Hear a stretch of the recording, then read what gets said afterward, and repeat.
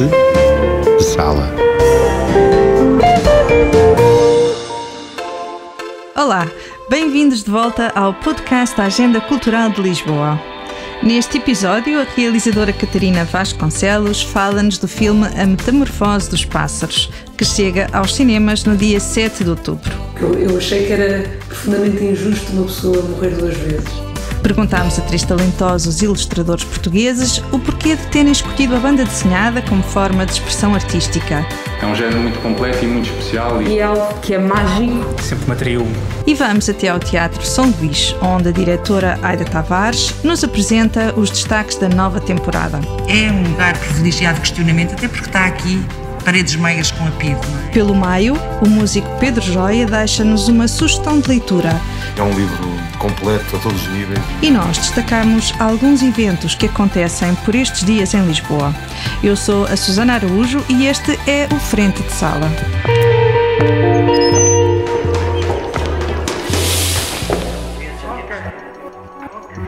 O multipremiado filme português A Metamorfose dos Pássaros, de Catarina Vasconcelos, vai estrear-se nas salas nacionais no dia 7 de outubro. Nós falámos com a realizadora sobre o filme, que conta a história de amor dos avós e a morte da avó paterna, que ela nunca chegou a conhecer. Foi uma conversa com o pai, que nasceu a vontade de avançar para este projeto íntimo, que mantém viva a memória da avó Beatriz. E numa de coisas altamente triviais, o meu pai diz-me: olha, Catarina, só para que saibas que o teu avô pediu-me para nós queimarmos a correspondência entre ele e a tua avó. Eu tive uma reação muito, forte, de alguma forma, porque eu não tinha conhecido a minha avó Beatriz e eu estava convencida de que através da correspondência poderia vir a conhecê-la. Esta canção é só para fingir. Ainda bem que tivemos a conversa, porque eu acho que essa foi a semente, de alguma forma, para o filme, porque eu achei que era profundamente injusto uma pessoa morrer duas vezes. Havia a morte física de Beatriz e havia agora esta morte mais quase literária, palavras que lhe tinham saído das mãos. E então comecei logo a pensar que queria fazer alguma coisa sobre Beatriz, sobre quem tinha sido esta mulher. Durante 10 dias não consegui dormir e passei as noites todas no quarto dele. O Pedro foi preso pela PIDE. A descoberta começa com entrevistas aos familiares, tão importantes por aquilo que revelam como pelo que deixam adivinhar. O tempo longo de execução do projeto e os segredos que ficam por revelar acabaram por criar o distanciamento necessário que permitiu à realizadora saltar da realidade para a imaginação. O resultado é algo diferente do que tinha inicialmente previsto. Conta-nos Catarina Vasconcelos. Eu senti que eles foram altamente generosos, mas que existiam coisas que não me contavam. Houve uma altura que eu achava que era um enorme segredo e depois percebi mais tarde que isto era só como as famílias são. As famílias são coleções de segredos. Então eu acho que a minha própria relação com os meus familiares, a informação que me davam, que não me davam, o conhecer a minha avó, não a conhecer, possibilitou-me também criar uma avó Beatriz. E às tantas, este filme que tinha iniciado como uma forma de documental passou por um lado muito mais ensaístico, muito mais ficcional, verdadeiramente. Terreno fértil para metáforas e simbolismos. No filme, a natureza é quase omnipresente. Um elemento indissociável da avó Beatriz, que deixou plantadas num terreno da família, no Alentejo, árvores que ainda hoje dão frutos e alimentam memórias. Como houve uma ideia de às vezes ainda comer laranjas deste sítio, como se as mãos dela nos continuassem a alimentar. Sinto muito que a natureza nos dá um imenso consolo face à perda, porque a natureza tem esta coisa muito extraordinária de seguir ao inverno, vem sempre a primavera. Ou seja, sim, as coisas morrem, mas as coisas depois continuam de uma outra forma. E isso, de alguma forma, a natureza acabou por ser também essa metáfora para coisas que nós às vezes não percebemos, ou que não fazem sentido como a morte. Beatriz, a avó, cuidou dos 6 filhos, enquanto Henrique, o avô, passava largas temporadas no mar. No filme, Catarina Vasconcelos retrata o que diz ser uma história banal, verdadeiramente pessoal, mas que toca a muita gente. Em tailandês, mãe. Em português, mãe. Nunca falavas de ti. Falávamos sempre de mim. Eu tinha tanto para te perguntar. Tenho tantas dúvidas sobre tantas coisas. Mãe, tu é que foste com os pássaros. Este filme é sobre uma história altamente banal.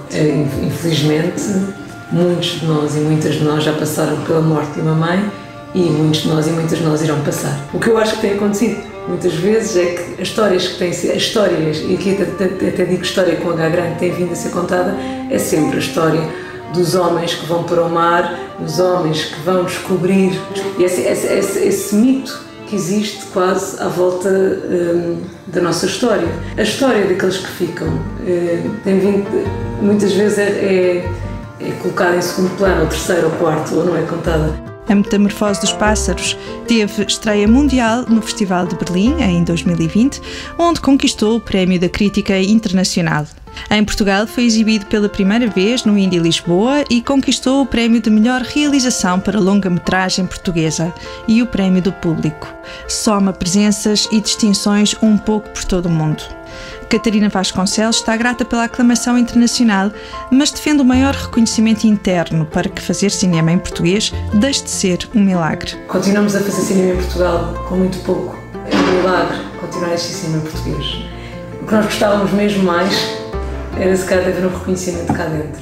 O reconhecimento lá fora é maravilhoso, mas precisamos depois que esse reconhecimento também fosse visto cá dentro. Pelas políticas culturais que ainda não existem, pela defesa do cinema português, do cinema de autor. Ouvimos Catarina Vasconcelos. A Metamorfose dos Pássaros chega aos cinemas no dia 7 de outubro. Mr. Brown. Eu acredito que toda a vida é sagrada.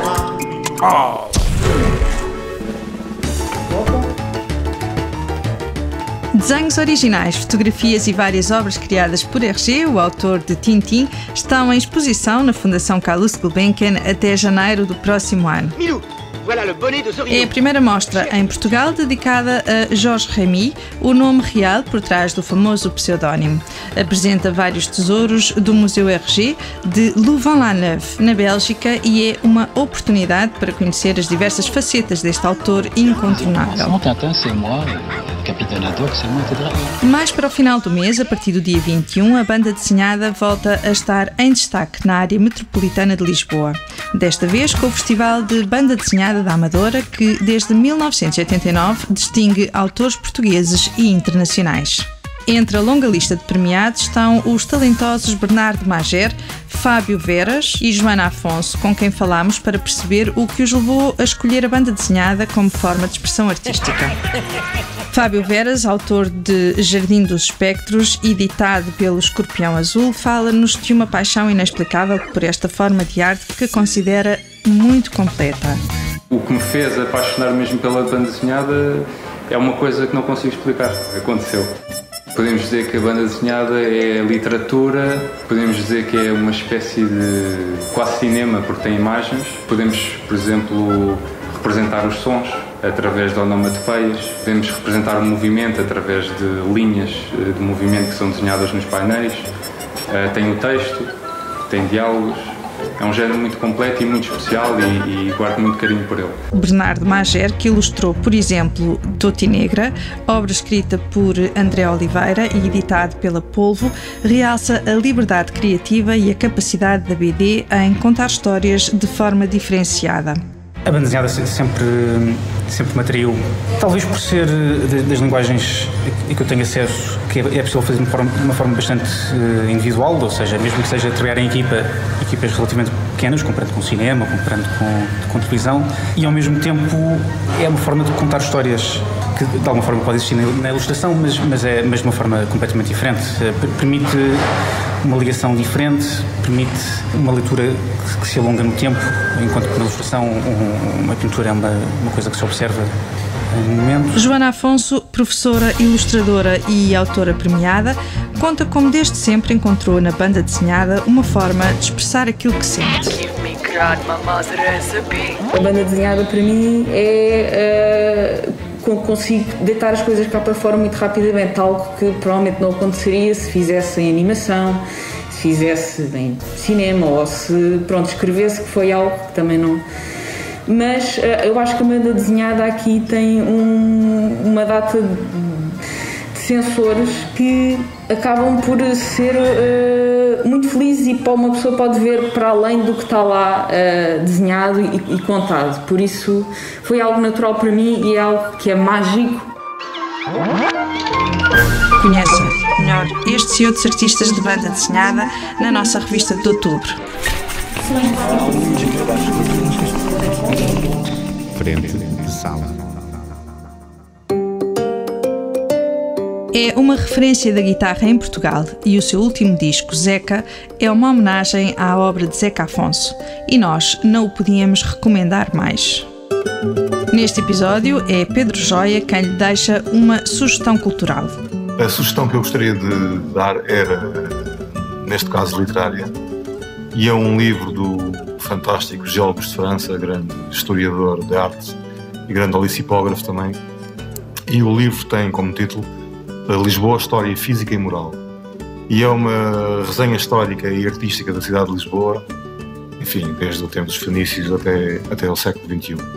E é um livro completo a todos os níveis e é uma delícia.